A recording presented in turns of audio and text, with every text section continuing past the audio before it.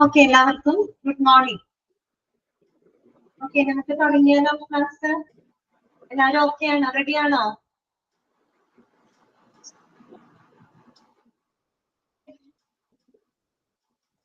Okay, sound clear അല്ലേ എല്ലാവർക്കും? Sound okay ആണോ?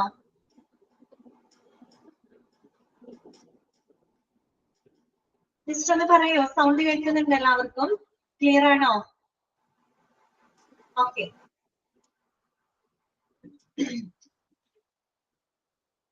ഞാൻ ഓൺ മ്യൂട്ട് ചെയ്യാണ് കേട്ടോ.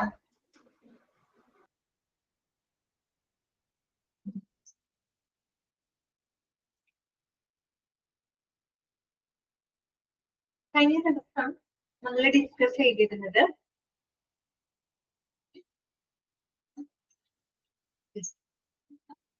കോസസ് ഓഫ് ഇൻഡിസിപ്ലിൻ അഥവാ മിസ്കണ്ടക്ട് അല്ലെ. അതായത് ഈ പറയുന്ന ജീവനക്കാര് മിസ്കണ്ടക്ട് അല്ലെങ്കിൽ ഇൻഡിസിപ്ലിൻ അച്ചടക്ക ലംഘനങ്ങൾ ഉണ്ടാകാൻ അല്ലെങ്കിൽ മോശം പെരുമാറ്റങ്ങൾ ഉണ്ടാകാനുള്ള കാരണങ്ങൾ എന്തൊക്കെയാണ്, അതിന്റെ കോസസ് ആണ് നമ്മൾ പറഞ്ഞുകൊണ്ടിരുന്നത്. ഓക്കെ, അതിനകത്ത് ഇനി ഒരു 2 പോയിന്റ് കൂടെ നമുക്ക് ഡിസ്കസ് ചെയ്യാനുണ്ട്. ഫസ്റ്റ് പോയിന്റ് ഇതായിരുന്നു, stiff and conventional practices of the organisation അല്ലെ. അതായത് ഓർഗനൈസേഷന്റെ വളരെ കർശനമായിട്ടുള്ള പരമ്പരാഗതമായിട്ടുള്ള രീതികൾ അല്ലെ, അങ്ങനെയുള്ള രീതികൾ പക്ഷെ എന്താണ് ജീവനക്കാരുടെ ഒരു മടുപ്പുണ്ടാക്കിയേക്കാം അല്ലെ. അതുകൊണ്ട് അത് മിസ്കണ്ടക്റ്റിലേക്കും ഇൻഡിസിപ്ലിനിലോട്ടും നയിക്കാം. ഒന്നാമത്തെ കോഴ്സ് അതാണ് നമ്മൾ പറഞ്ഞത്. രണ്ടാമത്തത് അൺഫെയർ ട്രീറ്റ്മെന്റ് ആയിരുന്നു, അന്യായമായിട്ടുള്ള പെരുമാറ്റങ്ങള്. പിന്നെ absence of proper code of conduct, അതായത് ഒരു ശരിയായ ഒരു പെരുമാറ്റച്ചട്ടം, ഒരു കോഡ് ഓഫ് കണ്ടക്ട് ഇല്ലാതിരിക്കാം, അതിന്റെ അഭാവം അല്ലെ. നമ്മളൊരു സ്ഥാപനത്തിൽ എന്തുണ്ടായിരിക്കണം, ഒരു പ്രോപ്പർ കോഡ് ഓഫ് കണ്ടക്ട് ഉണ്ടായിരിക്കണം. അതിന്റെ അഭാവം മൂലം എന്ത് സംഭവിക്കാം, മിസ്കണ്ടക്ട് അഥവാ ഇൻഡിസിപ്ലിൻ ഉണ്ടാകാം. ഓക്കെ, പിന്നെ നമ്മൾ പറഞ്ഞത് improper system of grievance redressal ആണ്. അതായത് ഒരു പരാതി പരിഹാര സംവിധാനങ്ങൾ, ശരിയായ പരാതി പരിഹാര സംവിധാനങ്ങൾ ഇല്ലാതെ വരും. അതുമൂലം എന്ത് സംഭവിക്കാം, മിസ്കണ്ടക്ട് ഉണ്ടാക്കാം. പിന്നെ വരുന്നത് ഇൻഇഫക്റ്റീവ് HR പോളിസീസ് ആൻഡ് പ്രൊസീജിയേഴ്സ് അല്ലെ. ഒട്ടും ഫലപ്രദമല്ലാത്ത HR പോളിസികള്, HR പ്രൊസീജിയറുകളൊക്കെ എന്ത് ചെയ്യാം, ഈ പറയുന്ന എംപ്ലോയീസിന്റെ മിസ്കണ്ടക്റ്റിലോട്ട് നയിക്കാം എന്നാണ് പറയുന്നത്. ലാസ്റ്റ് നമ്മൾ പറഞ്ഞു നിർത്തിയ point pessimistic perception of employees and employee unions. അതായത് ജീവനക്കാരും അവരുടെ എംപ്ലോയി യൂണിയൻസ് ഒക്കെ ഉണ്ടാവും, ട്രേഡ് യൂണിയൻസ് ഒക്കെ ഉണ്ടാവും. അവരുടെ തെറ്റായ ധാരണ, പെസിമിസ്റ്റ് എന്ന് പറഞ്ഞ എന്താണ്, ഒട്ടും ഒരു കോൺഫിഡന്റ് അല്ലാത്ത, ഒരു വിശ്വാസം ഇല്ലാത്ത തരത്തിലുള്ള അവരുടെ ആറ്റിറ്റ്യൂഡുകള്, അതുമൂലം എന്ത് സംഭവിക്കാം, അവര് മിസ്കണ്ടക്ട് ചെയ്യപ്പെടാം, അല്ലെങ്കിൽ അവര് ഇൻഡിസിപ്ലിനിലോട്ട് ഇൻഡിസിപ്ലിൻ കാണിച്ചേക്കാം അല്ലെ. ഇത്രയും കോഴ്സസ് നമ്മൾ കഴിഞ്ഞ ക്ലാസ്സിൽ ഡിസ്കസ് ചെയ്തതാണ്. ഇവിടെ വരെ വായിച്ചു നോക്കിയോ എല്ലാവരും? ക്ലിയർ ആണോ ഇത്രയും ഭാഗങ്ങള്? ഓക്കെ ആണോ?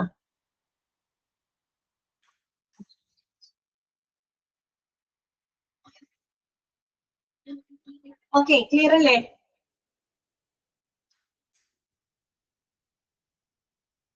ഓക്കെ, അപ്പൊ ഇനി നമുക്ക് നെക്സ്റ്റ് പോയിന്റിലോട്ട് കിടക്കാം കേട്ടോ. നെക്സ്റ്റ് പോയിന്റ്, 7ാമത്തെ പോയിന്റ് വരുന്നത് ഓർഗനൈസേഷണൽ കൾച്ചർ ആണ് കേട്ടോ. ഓർഗനൈസേഷണൽ കൾച്ചർ, അതായത് നമുക്കറിയാം ഒരു ഓർഗനൈസേഷണൽ കൾച്ചർ എന്ന് പറഞ്ഞാൽ എന്താ ഉദ്ദേശിക്കുന്നത്, അത് ശരിക്കും ഒരു സ്ഥാപനത്തിന്റെ പേഴ്സണാലിറ്റിനെയാണ് ശരിക്കും സൂചിപ്പിക്കുന്നത്. അതായത് ആ ഒരു സ്ഥാപനത്തിന്റെ വ്യക്തിത്വത്തിനെയാണ് നമ്മൾ ഒരു ഓർഗനൈസേഷണൽ കൾച്ചർ എന്നതുകൊണ്ട് ഉദ്ദേശിക്കുന്നത്. എന്ന് പറഞ്ഞാല് ആ സ്ഥാപനത്തിനുള്ളിലുള്ള മൂല്യങ്ങള്, അവിടുത്തെ നോംസ്, സ്റ്റാൻഡേർഡ്സ്, വാല്യൂസ്, അവിടുത്തെ കോഡ് ഓഫ് കണ്ടക്ട് എന്നിവയൊക്കെ ഉൾപ്പെടുന്ന രീതിയിൽ ആ ഒരു സ്ഥാപനത്തിന്റെ പ്രവർത്തന രീതികളെയാണ് നമ്മൾ ഓർഗനൈസേഷണൽ കൾച്ചർ എന്നതുകൊണ്ട് ഉദ്ദേശിക്കുന്നത്. ഏത് സ്ഥാപനത്തിനുണ്ടാവും അതിൻ്റെതായ ഒരു കൾച്ചർ ഉണ്ടായിരിക്കും അല്ലെ. എന്ന് വെച്ചാൽ ആ ഒരു സ്ഥാപനത്തിന് അവര് ഫോളോ ചെയ്തു പോകുന്ന ചില വാല്യൂസ് ഉണ്ടായിരിക്കും, നോംസ് ഉണ്ടായിരിക്കും. ദാറ്റ് മീൻസ് ഈ പറയുന്ന സ്റ്റാൻഡേർഡുകള്, കോഡ് ഓഫ് കണ്ടക്റ്റുകള്, അല്ലെ? ഓക്കെ, അതിനെയാണ് നമ്മൾ ഓർഗനൈസേഷണൽ കൾച്ചർ എന്നതുകൊണ്ട് ഉദ്ദേശിക്കുന്നത്. അത് ശരിക്കും പറഞ്ഞ ഒരു സ്ഥാപനത്തിന്റെ വ്യക്തിത്വത്തിനെയാണ് സൂചിപ്പിക്കുന്നത്. ഇങ്ങനൊരു ഓർഗനൈസേഷണൽ കൾച്ചർ എന്ന് പറയുന്നത് ആ ഒരു സ്ഥാപനത്തിനുള്ളിൽ ഒരു പ്രത്യേക അന്തരീക്ഷം അത് ക്രിയേറ്റ് ചെയ്യുന്നുണ്ട്. അന്തരീക്ഷം എന്ന് പറയുമ്പോൾ അത് പോസിറ്റീവ് ആയിട്ടുള്ള ഒരു അറ്റ്മോസ്ഫിയർ ആവാം, ചിലപ്പോൾ അത് നെഗറ്റീവ് ആയിട്ടുള്ള അറ്റ്മോസ്ഫിയർ ആവാം. പക്ഷെ ഒരു പ്രത്യേക ഒരു അന്തരീക്ഷം അവിടെ ക്രിയേറ്റ് ചെയ്യുന്നുണ്ട്.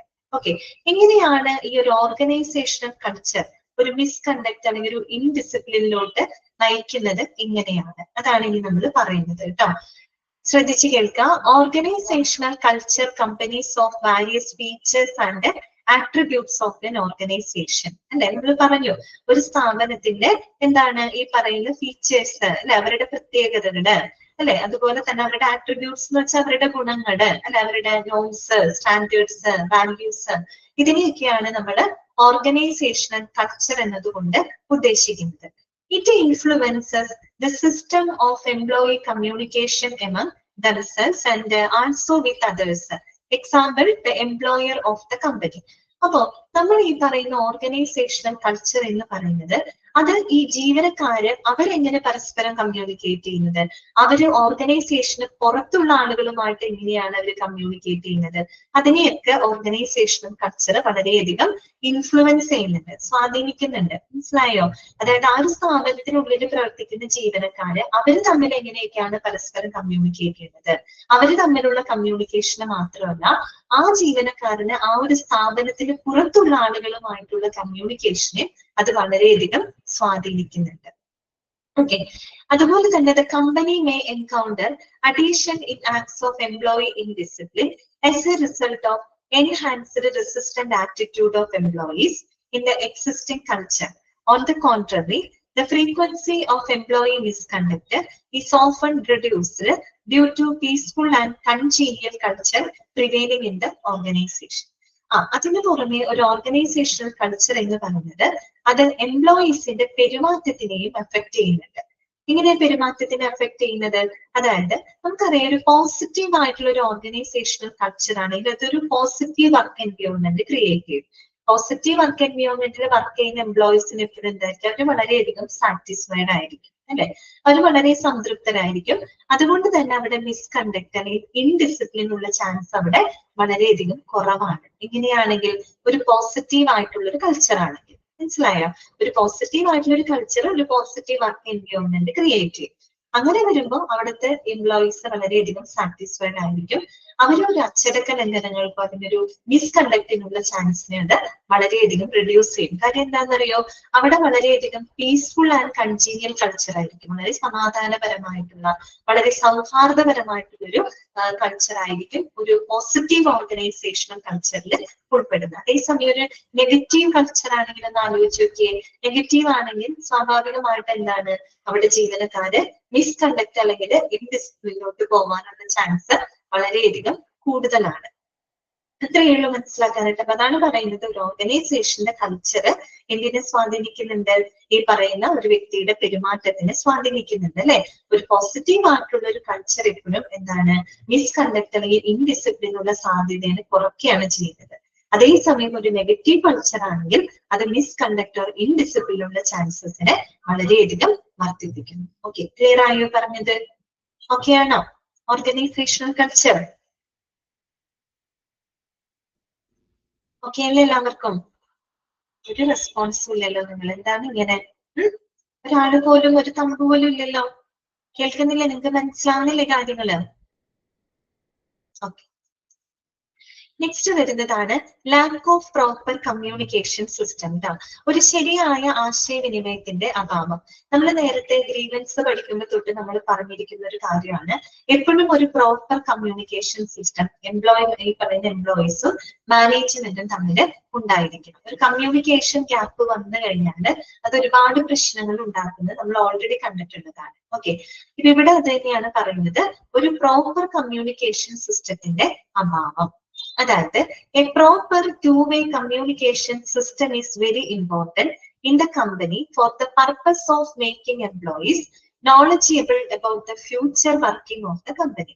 അതായത് ആ ഒരു കമ്പനിയുടെ ഭാവി പ്രവർത്തനങ്ങളെ പറ്റിയിട്ട് അവിടുത്തെ ജീവനക്കാരെ ബോധവാന്മാരാക്കുന്നതിന് ഒരു ശരിയായിട്ടുള്ള ഒരു ടു വേ കമ്മ്യൂണിക്കേഷൻ സംവിധാനം അവിടെ ഉണ്ടായിരിക്കണം. എന്ന് വെച്ചാൽ മാനേജ്മെന്റിന്റെ എംപ്ലോയീസ് ആയിട്ടും എംപ്ലോയീസിന് തിരിച്ച് മാനേജ്മെന്റുമായിട്ടുള്ള ഒരു proper to way communication system അവിടെ ഉണ്ടായിരിക്കണം. എങ്കിൽ മാത്രമാണ് ആ ഒരു സ്ഥാപനത്തിന്റെ പ്രവർത്തനങ്ങളെ പറ്റിയിട്ട് അവിടുത്തെ ജീവനക്കാർക്ക് ഒരു വ്യക്തമായിട്ടുള്ള ധാരണകൾ ഉണ്ടായിരിക്കും അല്ലെ. അതിന് പുറമെ എന്താണ്, it also helps in taking regular feedback from employees about all the functioning of the company. അതിന് പുറമെ ആ കമ്പനിയിൽ നടക്കുന്ന എല്ലാ പ്രവർത്തനങ്ങളെ പറ്റിയിട്ടും ജീവനക്കാരിൽ നിന്ന് ഫീഡ്ബാക്കുകൾ കളക്ട് ചെയ്യുന്നതിനും ഈ ഒരു കമ്മ്യൂണിക്കേഷൻ സിസ്റ്റം വളരെയധികം സഹായിക്കുന്നുണ്ട്. ശരിയല്ലേ?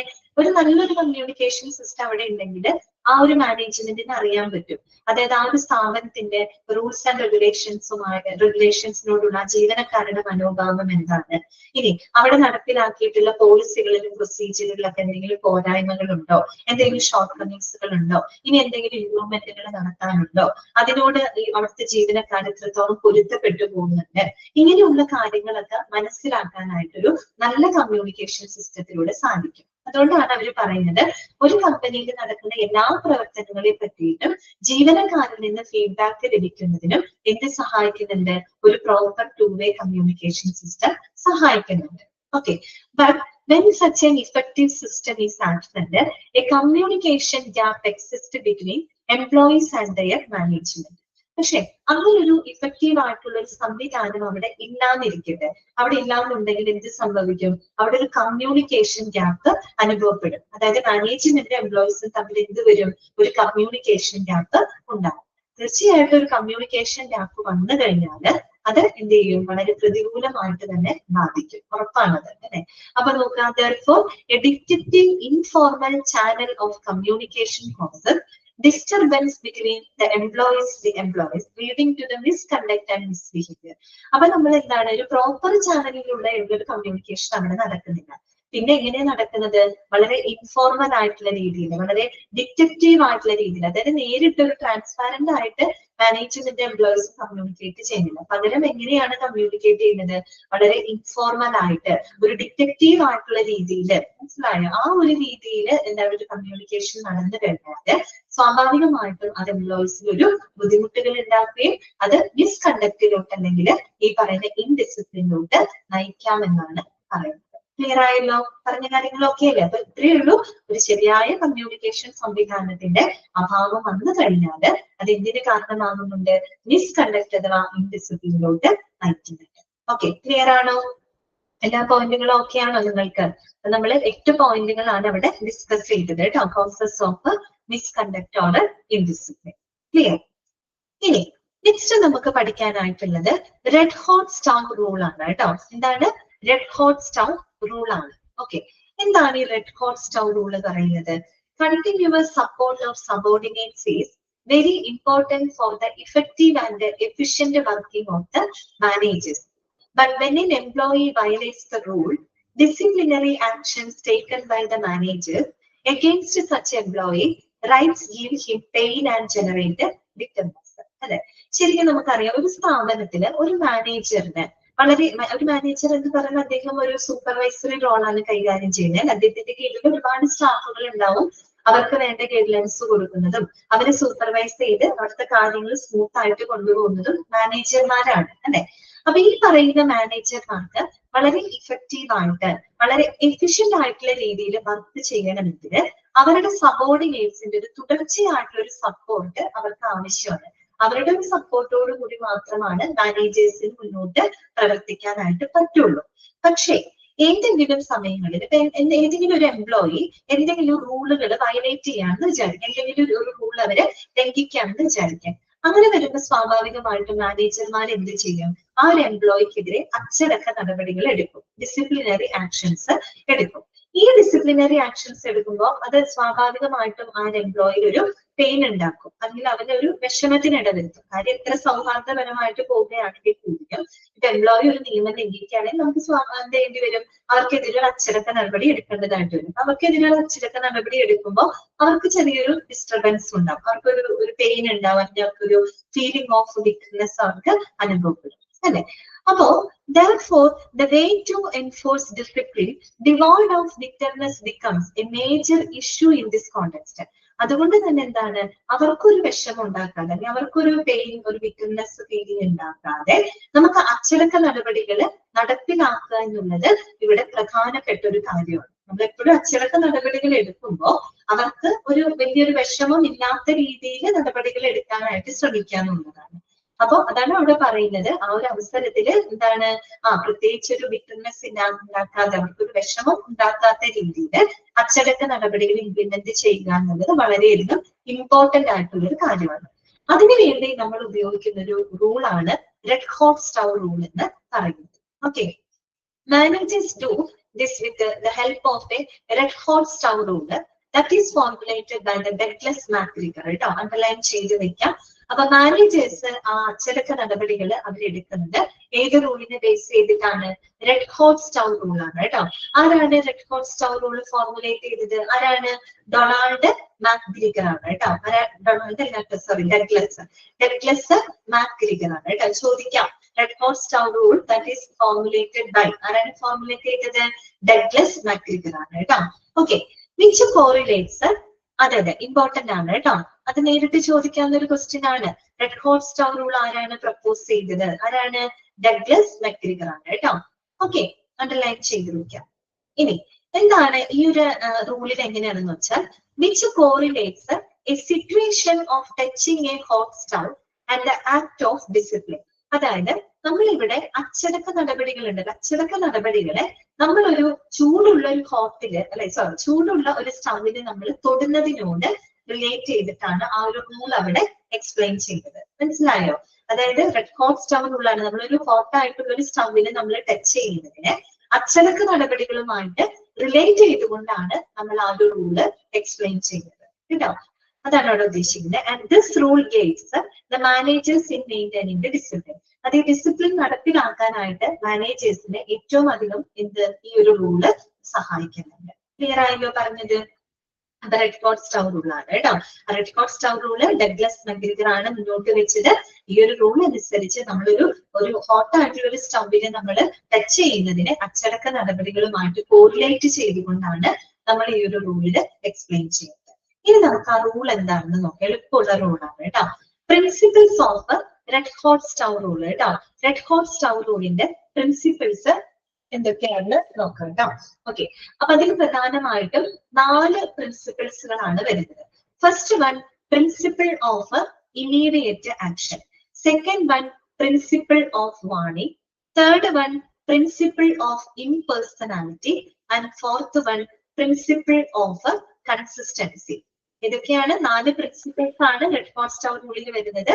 Principle of immediate action, principle of warning, principle of impersonality and principle of consistency. ഇനി നമുക്ക് ഓരോന്നും എന്താണെന്ന് നോക്കാം. ഫസ്റ്റ് വൺ എന്താണ്? Principle of immediate action. അതായത് പെട്ടെന്ന് നമ്മളൊരു നടപടി എടുക്കുന്നതുമായിട്ട് ബന്ധപ്പെട്ട പ്രിൻസിപ്പിൾ ആണ് അതിനകത്ത് പറയുന്നത്. നോക്കാം.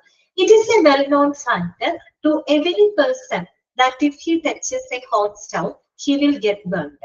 അല്ലെ, നമുക്ക് എല്ലാവർക്കും അറിയാവുന്ന ഒരു കാര്യമാണ്. ഒരു ചൂടുള്ള സ്റ്റൗവിൽ തൊട്ട് കഴിഞ്ഞു കഴിഞ്ഞാൽ തീർച്ചയായിട്ടും പൊള്ളലേൽക്കും. അത് അണ്ടർസ്റ്റുഡ് ആയിട്ടുള്ള ഒരു കാര്യമാണ് അല്ലെ. സിമിലർലി അല്ലെ, നമ്മൾ എപ്പോ ചൂടുള്ള ഒരു സ്റ്റൗവിൽ തൊട്ടോ അപ്പൊ തന്നെ നമുക്ക് എന്ത് വരും? പൊള്ളലേൽക്കും അല്ലെ. എന്നതുപോലെ similarly as soon as any kind of misconduct is done by the employee, manager should immediately take action against that employee. ഇതുപോലെ എങ്ങനെയാണ്, ഏതെങ്കിലും ഒരു എംപ്ലോയി എന്തെങ്കിലും ഒരു മിസ്കണ്ടക്ട് ചെയ്ത് കഴിഞ്ഞാല്, മോശം പെരുമാറ്റം ചെയ്ത് കഴിഞ്ഞാൽ മാനേജേഴ്സ് ഉടനടി തന്നെ അവർക്കെതിരെ എന്ത് ചെയ്തിരിക്കണം? നടപടികൾ എടുക്കണം. എന്ന് വെച്ചാൽ വിത്ത് ഇമ്മീഡിയറ്റ് ഇഫക്ട്, എത്രയും പെട്ടെന്ന് അവർക്കെതിരെ നടപടികൾ എടുക്കണം. അവിടെ ഒരു ടൈം ലാഗ് ഉണ്ടാകാനായിട്ട് പാടില്ല. മനസ്സിലായല്ലോ? അതാണ് പ്രിൻസിപ്പിൾ ഓഫ് ഇമ്മീഡിയറ്റ് ആക്ഷൻ. അതായത് നമ്മളൊരു ചൂടുള്ള സ്റ്റൗവിൽ തൊട്ട് കഴിഞ്ഞാൽ ഉടനടി നമുക്ക് പൊള്ളലേൽക്കും. എന്നതുപോലെ ഏതെങ്കിലും എംപ്ലോയീസ് ഒരു മിസ്കണ്ടക്റ്റോ ഇൻഡിസിപ്ലിനോ ചെയ്ത് കഴിഞ്ഞാൽ മാനേജേഴ്സ് അവർക്കെതിരായിട്ട് ഉടനടി തന്നെ എന്ത് എടുത്തിരിക്കണം? നടപടി എടുത്തിരിക്കണം. അതാണ് principle of immediate action. Okay, രണ്ടാമത്തത് പ്രിൻസിപ്പിൾ ഓഫ് വാർണിംഗ് ആണ്. അതായത് മുന്നറിയിപ്പ് കൊടുക്കുന്നതുമായിട്ട് ബന്ധപ്പെട്ട ഒരു പ്രിൻസിപ്പിൾ ആണ് പറയുന്നത്. നോക്കാം. It is very well known to the person that after touching the red hot stove, he would get burned. Similarly, all the employees should be aware of the punishment they will get after violating the rules or committing any mistake. അല്ലെ, ഇത് തന്നെ ഇതേ rule നമ്മൾ അതിനെ കൊറിലേറ്റ് ചെയ്ത് പറയാണ്. ഇപ്പൊ ഒരു ചൂടുള്ള സ്റ്റൗവിന് തൊട്ട് കഴിഞ്ഞാൽ പൊള്ളലേൽക്കും എന്നുള്ള ധാരണ നമുക്കുണ്ട്. എന്നതുപോലെ ഈ പറയുന്ന എംപ്ലോയീസിന് ഏതെങ്കിലും തരത്തിൽ അവർ റൂളുകൾ വയലേറ്റ് ചെയ്താലോ അല്ലെങ്കിൽ എന്തെങ്കിലും തരത്തിലുള്ള മിസ്റ്റേക്കുകൾ അവർ കമ്മിറ്റ് ചെയ്താലോ അവർക്ക് ലഭിക്കാവുന്ന ശിക്ഷയെ പറ്റി ഒരു വ്യക്തമായിട്ടുള്ള ഒരു ധാരണ എംപ്ലോയീസിന് ഉണ്ടായിരിക്കണം. അല്ലെ, ചൂടുള്ളൊരു സ്റ്റൗവിൽ തൊട്ട് കഴിഞ്ഞാൽ നമുക്ക് പൊള്ളലേൽക്കും എന്നുള്ള ഒരു ധാരണ നമുക്കുണ്ട്, നമുക്കറിയാമത്. എന്നതുപോലെ ഒരു റൂള് വയലേറ്റ് ചെയ്ത് കഴിഞ്ഞാല് അല്ലെങ്കിൽ ഒരു തെറ്റായ പ്രവൃത്തി അവർ കമ്മിറ്റ് ചെയ്താല് അവർക്ക് ലഭിച്ചേക്കാവുന്ന ശിക്ഷയെ പറ്റിയിട്ട് ഒരു വ്യക്തമായിട്ടുള്ള ധാരണ ആർക്കുണ്ടായിരിക്കണം? എംപ്ലോയീസിന് ഉണ്ടായിരിക്കണം. അതാണ് പ്രിൻസിപ്പിൾ ഓഫ് വാർണിംഗ് എന്ന് പറയുന്നത്. ഓക്കെ, അടുത്തത് എന്താണ്? മൂന്നാമത്തെ പ്രിൻസിപ്പിൾ ഓഫ് ഇംപേഴ്സണാലിറ്റി. അതാണ് പ്രിൻസിപ്പിൾ ഓഫ് ഇംപേഴ്സണാലിറ്റി. എന്താണ് ഇവിടെ ഉദ്ദേശിക്കുന്നത് ഇംപേഴ്സണാലിറ്റി? നോക്കിയേ, this principle says that each person who touches the red hot stove will get injured by the burn. The red hot stove does not say who is touching it. ശരിയല്ലേ? ഒരു ചൂടുള്ള സ്റ്റൗവിൽ തൊട്ട് കഴിഞ്ഞാല് ബേൺ ചെയ്യും അല്ലെങ്കിൽ പൊള്ളലേൽക്കും എന്ന് നമുക്കറിയാം. പക്ഷെ ഈ റെഡ് ഹോട്ട് സ്റ്റവ് ഒരിക്കലും ആരാണ് അവരെ ടച്ച് ചെയ്യുന്നതെന്നുള്ളത് അത് കാണുന്നില്ല. അല്ലെ, റെഡ് ഹോട്ട് സ്റ്റവ് റൂളിൽ ആര് തൊട്ട് കഴിഞ്ഞാലും ആ ഒരു സ്റ്റൗവിനകത്ത് ആര് തൊട്ട് കഴിഞ്ഞാലും അവർക്ക് പൊള്ളലേൽക്കും. പക്ഷെ ആ ഒരു സ്റ്റവ് ഒരിക്കലും അറിയില്ല ആരാണ് അതൊന്ന് ടച്ച് ചെയ്യുന്നതെന്നുള്ളത് ആ ഒരു സ്റ്റവ് കാണുന്നില്ല. എന്നതുപോലെ എങ്ങനെയാണ്? In the same way the disciplinary actions should be equal for all the employees. അതായത് എല്ലാ എംപ്ലോയീസിനോടും അച്ചടക്ക നടപടികൾ എങ്ങനെയായിരിക്കണം? തുല്യമായിരിക്കണം, ഒരുപോലെ ആയിരിക്കണം. അതായത് അവിടെ നമ്മൾ ഒരാളും തരവും നോക്കേണ്ട കാര്യമില്ല. കണ്ണ് അടച്ചുകൊണ്ട് തന്നെ നമ്മൾ എന്ത് ചെയ്യണം? എന്തെങ്കിലും മിസ്കണ്ടക്റ്റോ ഇൻഡിസിപ്ലിനോ അത് ആര് തന്നെ ചെയ്താലും കണ്ണടച്ചുകൊണ്ട് തന്നെ നമ്മൾ അവരുടെ അടുത്ത് നടപടികൾ എടുക്കണം എന്നാണ് പറയുന്നത്. ഒരിക്കലും ഒരു പക്ഷപാതപരമായിട്ടുള്ള രീതിയിലുള്ള ആറ്റിറ്റ്യൂഡ് അവിടെ ഉണ്ടാവാനായിട്ട് പാടില്ല. അതാണ് അവിടെ പറഞ്ഞത്. എംപ്ലോയീസിനോട് തുല്യമായിട്ടുള്ള രീതിയിൽ തന്നെ ഡിസിപ്ലിനറി ആക്ഷൻസ് എടുത്തിരിക്കണം. The manager must show an equal level of judgment to all employees. എല്ലാ എംപ്ലോയീസിനോടും തുല്യമായിട്ടുള്ള ഒരു വിധി നിർണ്ണയമാണ് ആര് നടത്തേണ്ടത്? മാനേജേഴ്സ് നടത്തേണ്ടത്. ഓക്കെ, അതാണ് പ്രിൻസിപ്പിൾ ഓഫ് ഇംപേഴ്സണാലിറ്റി. നമ്മളൊരു പേഴ്സൺ ആയിട്ട് നോക്കുന്നില്ല, അല്ലെ, ഓരോരോ വ്യക്തിപരമായിട്ട് നമ്മൾ ആരും പ്രത്യേകം നോക്കുന്നില്ല. എല്ലാവർക്കും തുല്യമായിട്ടുള്ള രീതിയിലാണ് അവർക്ക് അച്ചടക്ക നടപടികൾ എടുക്കുന്നത്. ഓക്കെ, അടുത്തതാണ് എന്ത്? Principle of consistency. Principle of കൺസിസ്റ്റൻസിയിൽ പറയുന്നത് on touching a red hot stove every person will burn his fingers in the same way. The principle of the red hot stove rule says that disciplinary actions should be consistent for all employees. അതായത് ഈ പറയുന്ന പോലെ ചൂടുള്ള സ്റ്റൗവിൽ തൊടുമ്പോൾ പൊള്ളലേൽക്കും എന്നതുപോലെ തന്നെ red hot stove rule പറയുന്നത് എപ്പോഴും ഡിസിപ്ലിൻ. ഇത് പൊള്ളലേൽക്കാന്ന് വെച്ചാൽ എല്ലാവർക്കും ഒരേ രീതിയിലാണ് പൊള്ളലേൽക്കുന്നത്. അല്ലെ, ഒരു ചൂടുള്ള സ്റ്റൗവിൽ തൊട്ട് കഴിഞ്ഞാല് എല്ലാ ആളുകൾക്കും ഒരേ രീതിയിലാണ് അവർക്ക് പൊള്ളലേൽക്കുന്നത്. എന്നതുപോലെ എന്താണ്? ഡിസിപ്ലിനറി ആക്ഷൻസ് എല്ലാ എംപ്ലോയീസിനോട് ഒരു കൺസിസ്റ്റന്റ് ആയിട്ടുള്ള ഒരു രീതിയിലായിരിക്കണം, ഒരേപോലെ ആയിരിക്കണം നമ്മൾ എംപ്ലോയീസിന്റെ അടുത്ത് ശിക്ഷാ നടപടികൾ എടുക്കേണ്ടത്. ഒരേപോലെ എന്ന് പറഞ്ഞു കഴിഞ്ഞാല് ഇപ്പൊ പണ്ട് ഒരു ശിക്ഷയ്ക്ക് അവർ എന്ത് അച്ചടക്ക നടപടി, ഒരു മോശം പെരുമാറ്റത്തിന് മുന്നേ അവർ എന്ത് അച്ചടക്ക നടപടികളാണോ എടുത്തിട്ടുള്ളത് അതേ അച്ചടക്ക നടപടികൾ തന്നെയാണ് പിന്നീടും അവർ എടുക്കേണ്ടത്. അവിടെ ആൺപെൺ വ്യത്യാസങ്ങൾ ഒരിക്കലും നോക്കാനായിട്ട് പാടില്ല. പുരുഷന്മാർക്ക് ഒരു രീതിയിലുള്ള അച്ചടക്ക നടപടികൾ, സ്ത്രീകൾക്ക് ഒരു രീതിയിലുള്ള അച്ചടക്ക നടപടികൾ, അങ്ങനെ ഒരു പാടില്ല, ഡിസ്ക്രിമിനേഷൻ അവിടെ ഉണ്ടാവാനായിട്ട് പാടില്ല. Managers should impose the same punishment for everybody regardless of the fact whether the violator is a male or female. കണ്ടോ, ആ വയലേറ്റർ എന്ന് പറയുന്നത് മെയിൽ ആയിക്കോട്ടെ ഫീമെയിൽ ആയിക്കോട്ടെ അവിടെ യാതൊരുവിധ ഡിസ്ക്രിമിനേഷൻ ചെയ്യാതെ ഒരേ രീതിയിലുള്ള ഒരു പനിഷ്മെന്റ് ആണ് രണ്ടു കൂട്ടർക്കും ആര് കൊടുക്കേണ്ടത്? മാനേജേഴ്സ് പ്രൊവൈഡ് ചെയ്യുന്നത്. അതാണ് എന്ത്? Principle of consistency. അവിടെ ആൺപെൺ വ്യത്യാസങ്ങളില്ലാതെ ഒരേ കൺസിസ്റ്റൻസിയിലായിരിക്കണം ഡിസിപ്ലിനറി ആക്ഷൻസുകൾ എടുക്കേണ്ടത്. ഇതാണ് എന്ത്? റെഡ് ഹോട്ട് സ്റ്റവ് റൂൾ എന്ന് പറയുന്നത്. ഓക്കെ, ക്ലിയർ ആണല്ലോ? അപ്പൊ ഒന്നുമില്ല, നമ്മൾ അവിടെ എന്താണ് അച്ചടക്ക നടപടികൾ എടുക്കുന്നതിനെ നമ്മളൊരു റെഡ് ഹോട്ട് സ്റ്റൗവിൽ ടച്ച് ചെയ്യുന്നതുമായിട്ട് കോറിലേറ്റ് ചെയ്ത് പറഞ്ഞത് മാത്രം അല്ലെ. ഇപ്പൊ പ്രിൻസിപ്പിൾ ഓഫ് ഇമീഡിയറ്റ് ആക്ഷൻ ഇത്രയേ ഉള്ളൂ. ഒരു ചൂടുള്ള സ്റ്റൗവിൽ തൊട്ട് കഴിഞ്ഞാൽ ഉടനടി നമ്മുടെ കൈ പൊള്ളലേൽക്കും എന്നതുപോലെ ആരാണോ ഇൻഡിസിപ്ലിൻ അല്ലെങ്കിൽ മിസ്കണ്ടക്ട് ബിഹേവ് ചെയ്യുന്നത് ആ എംപ്ലോയിക്കെതിരെ മാനേജേഴ്സ് ഉടനടി തന്നെ നടപടികൾ എടുത്തിരിക്കണം. വിത്ത് ഇമ്മീഡിയറ്റ് ആക്ഷൻ, പെട്ടെന്ന് തന്നെ എന്ത് എടുത്തിരിക്കണം, നടപടികൾ എടുത്തിരിക്കണം. പ്രിൻസിപ്പിൾ ഓഫ് വാണിംഗ് പറയുന്നത് ഒരു ചൂടുള്ള സ്റ്റൗവിൽ തൊട്ടാൽ പൊള്ളലേൽക്കും എന്നുള്ളൊരു ധാരണ നമുക്കുണ്ട്.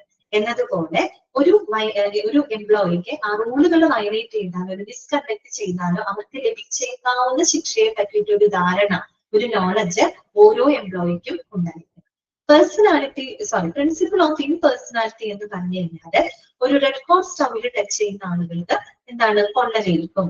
അത് ഒരിക്കലും ആ ഒരു സ്റ്റൗ ആരാണ് അവിടെ ടച്ച് ചെയ്യുന്നതെന്നുള്ളത് അത് കാണുന്നില്ല. എന്നതുപോലെ എന്താണ്, ഏതൊരു എംപ്ലോയീസും അവര് ഇൻഡിസിപ്ലിൻ മിസ്കണ്ടക്ട് ചെയ്ത് കഴിഞ്ഞാല് എല്ലാവരോടും ഒരേ രീതിയിലുള്ള ഒരു വിധി നിർണയമാണ് നടത്തിയിട്ടുള്ളത്. എല്ലാവർക്കും ഡിസിപ്ലിനറി ആക്ഷൻസ് ഒരേപോലെ. പ്രിൻസിപ്പിൾ ഓഫ് കൺസിസ്റ്റൻസി പറഞ്ഞത് ഇപ്പോ ഒരു റെഡ് ഹോട്ട് സ്റ്റൗവിൽ ടച്ച് ചെയ്യുന്ന എല്ലാവർക്കും ഒരേ രീതിയിലാണ് അവരുടെ കൈകൾക്ക് പൊള്ളലേൽക്കുന്നത്. എന്നതുപോലെ അവിടെ ആൺപെൺ വ്യത്യാസമില്ലാതെ ഒരേ കൺസിസ്റ്റന്റ് ആയിട്ടുള്ള ഒരു പനിഷ്മെന്റ് ആണ് എല്ലാവർക്കും നമ്മൾ അപ്ലൈ ചെയ്യുന്നത് അല്ലെങ്കിൽ കൊടുക്കുന്നത്. ക്ലിയർ ആയോ? Red hot stove rule okay ആണോ? ഈ ഒരു റൂൾ ഉപയോഗിച്ചുകൊണ്ടാണ് മാനേജേഴ്സ് ഓർഗനൈസേഷനിൽ എന്ത് നടപ്പിലാക്കുന്നത്, ഡിസിപ്ലിനറി ആക്ഷൻസ് നടപ്പിലാക്കുന്നത്. ഓക്കെ, ആരാണ് ഇത് മുന്നോട്ട് വെച്ചത്? ഡഗ്ലസ് മാക്ഗ്രിഗർ ആണ് കേട്ടോ.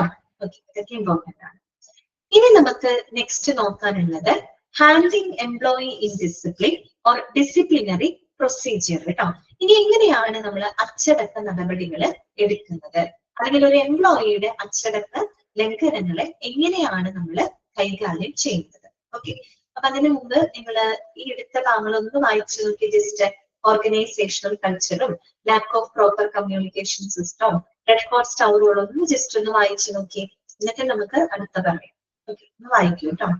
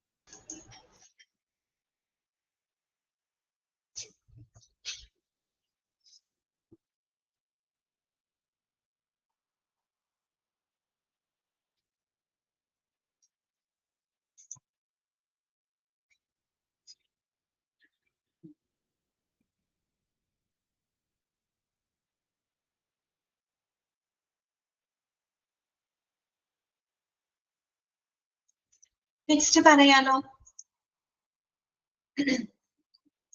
Next handling employee in discipline or disciplinary procedure കേട്ടോ.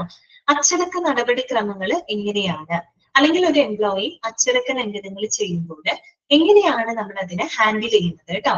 ആ ഒരു പ്രൊസീജിയർ ആണ് ഇനി നമ്മൾ പരിചയപ്പെടാനായിട്ട് പോകുന്നത്. ഇതൊരു വലിയൊരു പ്രൊസീജിയർ ആണ് കേട്ടോ. നിരവധി സ്റ്റെപ്പുകളൊക്കെ അതിനകത്തുണ്ട്.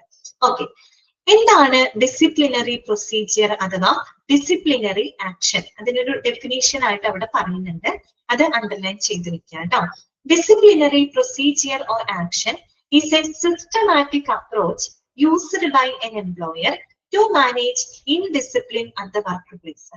അതായത് ഈ ജോലി സ്ഥലത്ത് ഉണ്ടാകുന്ന അച്ചടക്ക ലംഘനങ്ങളെ മാനേജ് ചെയ്യുന്നതിന് വേണ്ടിയിട്ട് ഒരു എംപ്ലോയർ ഉപയോഗിക്കുന്ന ഒരു സിസ്റ്റമാറ്റിക് അപ്രോച്ചിനെയാണ് നമ്മൾ ഡിസിപ്ലിനറി പ്രൊസീജിയർ അഥവാ ഡിസിപ്ലിനറി ആക്ഷൻ എന്ന് പറയുന്നത്. ഡെഫിനിഷൻ ആണ് അണ്ടർലൈൻ ചെയ്ത് വെക്കുക കേട്ടോ. എന്താണ്?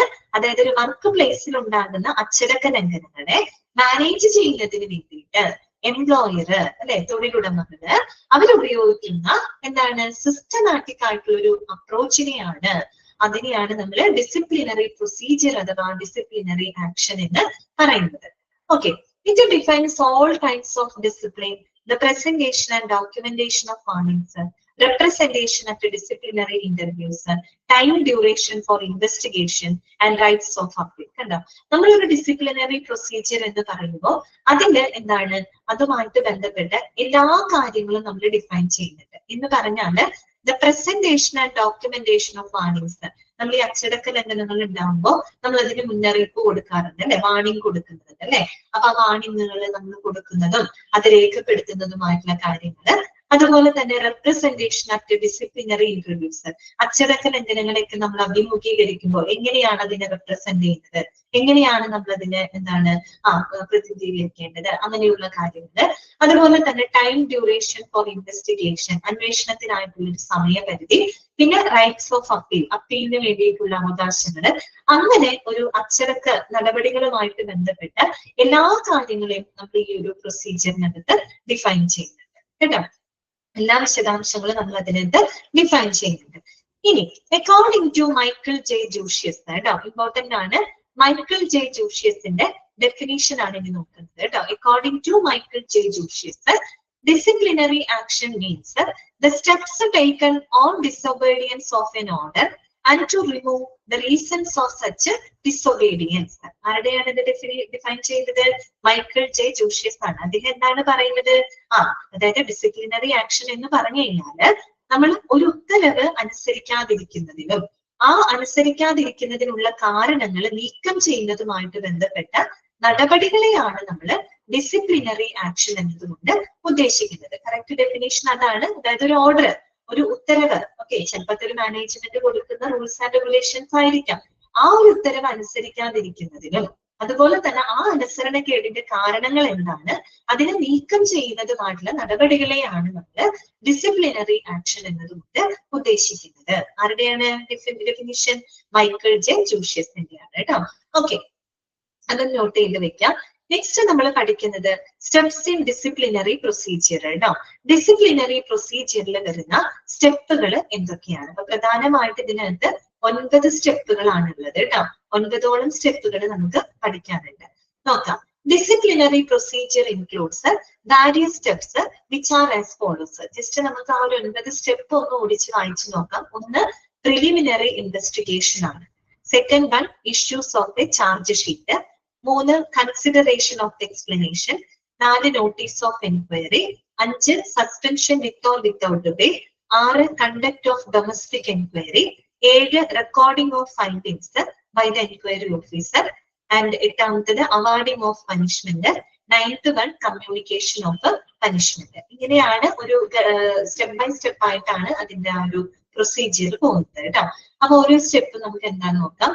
ഫസ്റ്റ് വൺ പ്രിലിമിനറി ഇൻവെസ്റ്റിഗേഷൻ ആണ് കേട്ടോ. പ്രാഥമിക അന്വേഷണം. എന്താണ് ഉദ്ദേശിക്കുന്നത്? No disciplinary action can be taken by the management until they are confirmed about the misconduct done by any employee. അതായത് ഏതെങ്കിലും ജീവനക്കാര് അവരൊരു മോശം പെരുമാറ്റം ചെയ്തു എന്ന് സ്ഥിരീകരിക്കുന്നത് വരെ ഒരു കാരണവശാലും മാനേജ്മെന്റ് അവർക്കെതിരെ അച്ചടക്ക അച്ചടക്ക നടപടികൾ എടുക്കാനായിട്ട് പാടില്ല. അത് കൺഫേം ചെയ്തതിന് ശേഷം മാത്രം അയാൾ ഒരു തെറ്റ് ചെയ്തു അല്ലെങ്കിൽ അയാൾ ഒരു മിസ്കണ്ടക്ട് ചെയ്തു എന്ന് എപ്പോഴാണോ കൺഫേം ചെയ്യുന്നത് അപ്പോൾ മാത്രമേ അവർക്കെതിരെ ഡിസിപ്ലിനറി ആക്ഷൻസ് എടുക്കാനായിട്ട് പാടുള്ളൂ. അതാണ് അവിടെ പറയുന്നത് കേട്ടോ. അത് എംപ്ലോയി അവരുടെ മിസ്കണ്ടക്ട് ചെയ്തു എന്ന് സ്ഥിരീകരിക്കുന്നത് വരെ ഒരു കാരണവശാലും മാനേജ്മെന്റ് അവർക്കെതിരെ അച്ചടക്ക നടപടികൾ എടുക്കാനായിട്ട് പാടില്ല. Okay, for this authorities conduct A preliminary investigation. അപ്പൊ അതിന് വേണ്ടിയിട്ട് എന്ത് ചെയ്യും? അധികാരികൾ ഒരു പ്രിലിമിനറി ഇൻവെസ്റ്റിഗേഷൻ, ഒരു പ്രാഥമിക അന്വേഷണം അവര് നടത്തും. ഇനി എന്തിനു വേണ്ടിയിട്ടാണ് നമ്മൾ ഇങ്ങനെ ഒരു പ്രിലിമിനറി ഇൻവെസ്റ്റിഗേഷൻ നടത്തുന്നത്? നോക്കിയേ, the main aim of this preliminary investigation is to confirm whether any violation has been conducted or not and what is the severity of that violation.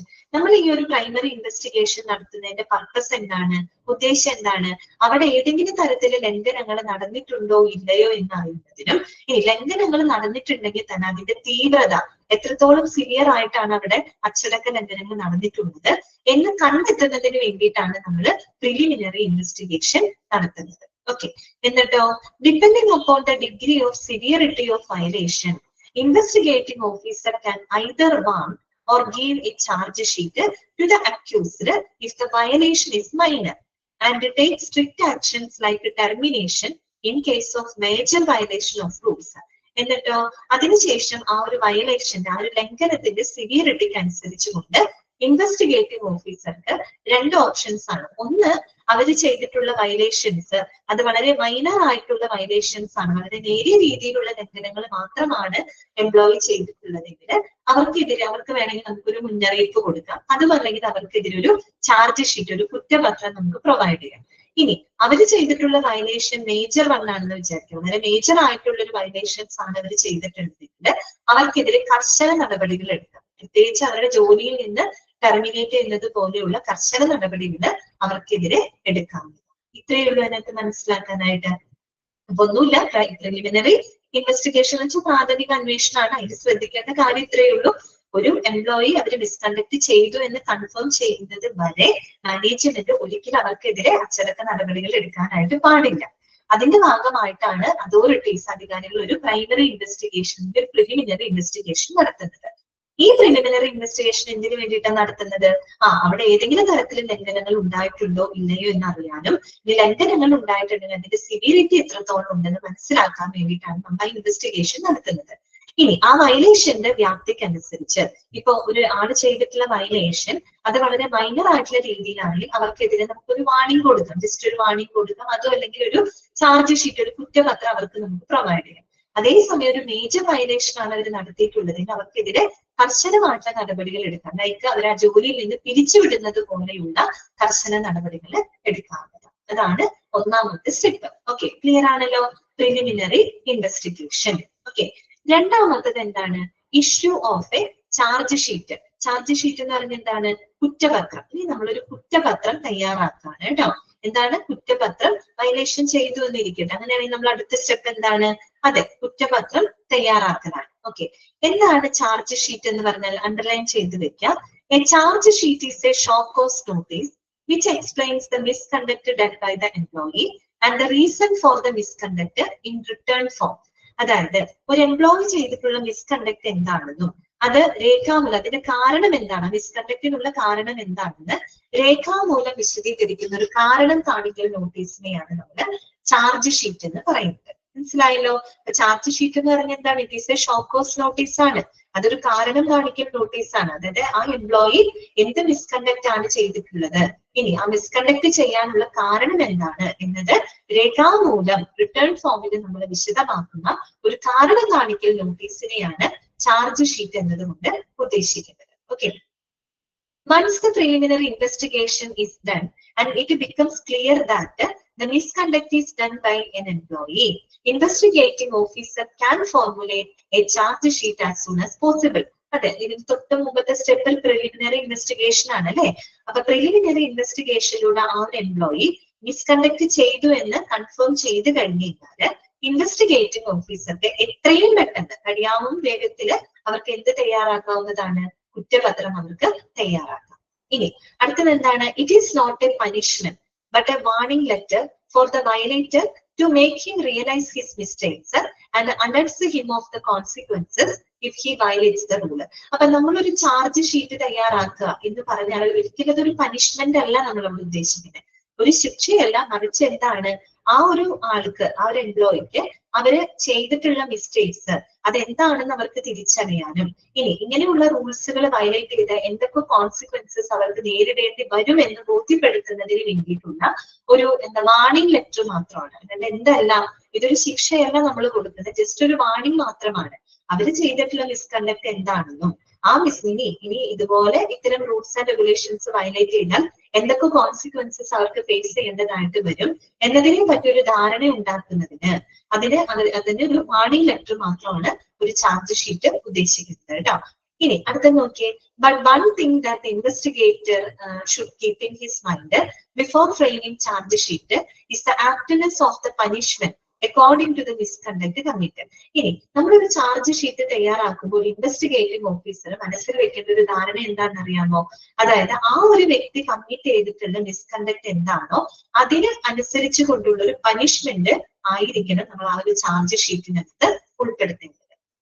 അതായത് ഓരോരുത്തരും കമ്മിറ്റ് ചെയ്ത വയലേഷൻ വ്യത്യാസം ഉണ്ടാവും, മിസ്കണ്ടക്ട് വ്യത്യാസം ഉണ്ടാവും അല്ലെ.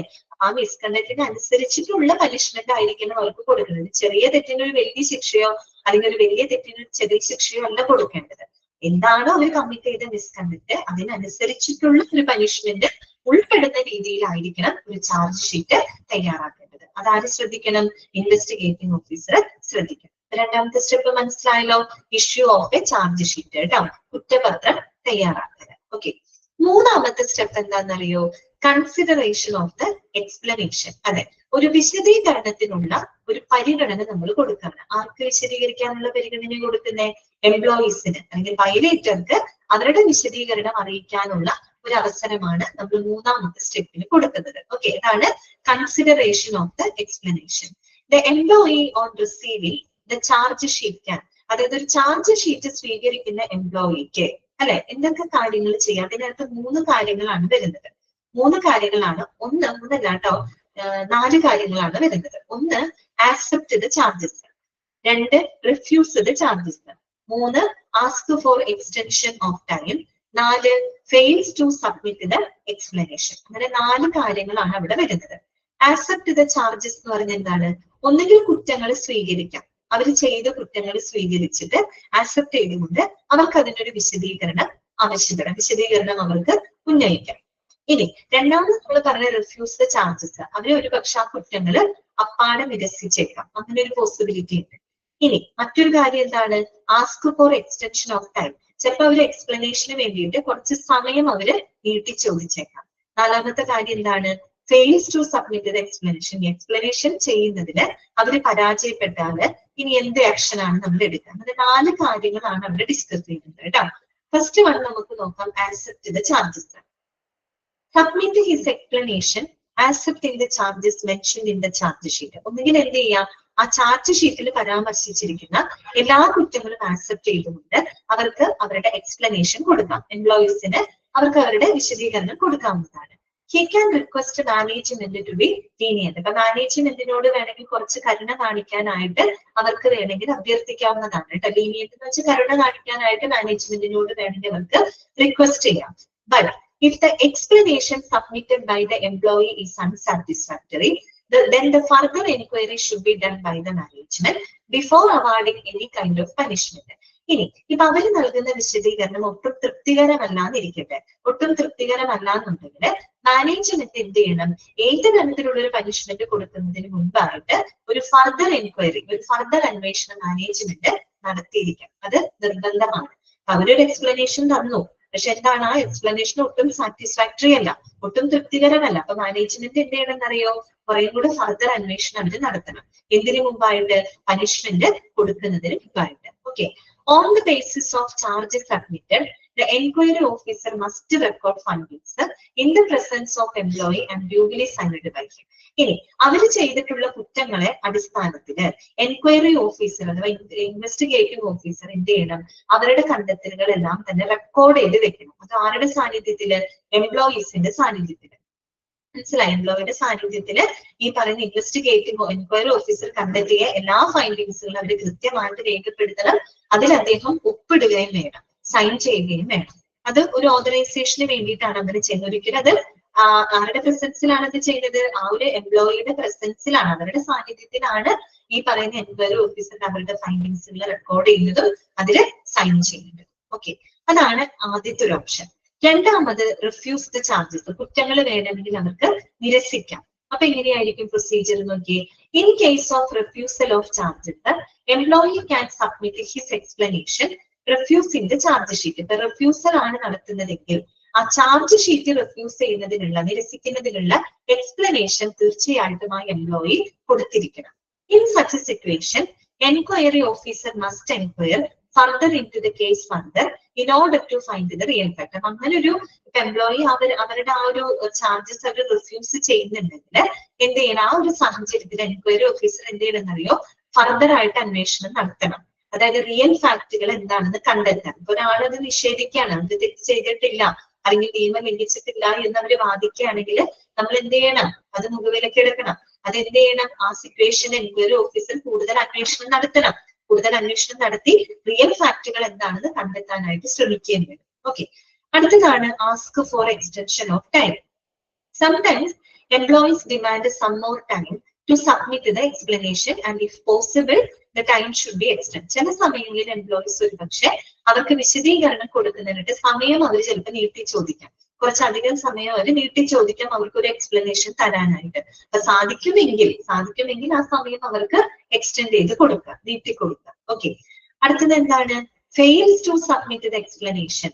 ഇനി എക്സ്പ്ലനേഷൻ നൽകുന്നതിന് നമ്മളിപ്പോ സമയം നീട്ടിക്കൊടുത്തു, സമയം നീട്ടിക്കൊടുത്തു, പക്ഷെ ആ ഒരു എക്സ്പ്ലനേഷൻ നൽകുന്നതിന് ഈ പറയുന്ന വയലേറ്റർ ഫെയിൽ ആവാണെന്ന് വിചാരിക്കുക, പരാജയപ്പെടുകയാണെങ്കിൽ എന്ത് ചെയ്യണം? Finally if N employee fails in submitting this explanation, management can take any action against that employee. കണ്ടോ, അവര് കൊടുക്കുന്ന അവരൊരു വിശദീകരണം എക്സ്പ്ലനേഷൻ തരുന്നതിൽ അവർ ഫെയിൽ ആയി കഴിഞ്ഞു കഴിഞ്ഞാൽ മാനേജ്മെന്റിന് ആ എംപ്ലോയിക്കെതിരെ എന്ത് ആക്ഷൻസ് വേണമെങ്കിലും എടുക്കാവുന്നതാണ്. ഓക്കെ, അതാണ് മൂന്നാമത്തെ സ്റ്റെപ്പിൽ നമ്മൾ പറഞ്ഞത് കേട്ടോ. ഏതാണ്? Consideration of the explanation. അതിന്റെ 4 കാറ്റഗറി വരുന്നുണ്ട്. ഒന്നുകിൽ ആക്സെപ്റ്റ് ദ ചാർജസ്, രണ്ടാമത്തെ റിഫ്യൂസ് ദ ചാർജസ്, മൂന്നാമത്തെ ask for extension of time, നാലാമത്തെ fails to submit the explanation. Okay, clear ആയെന്ന് വിചാരിക്കുന്നു. ഇത്രയും നമ്മൾ ഓക്കെ ആണോ? ക്ലിയർ ആണോ?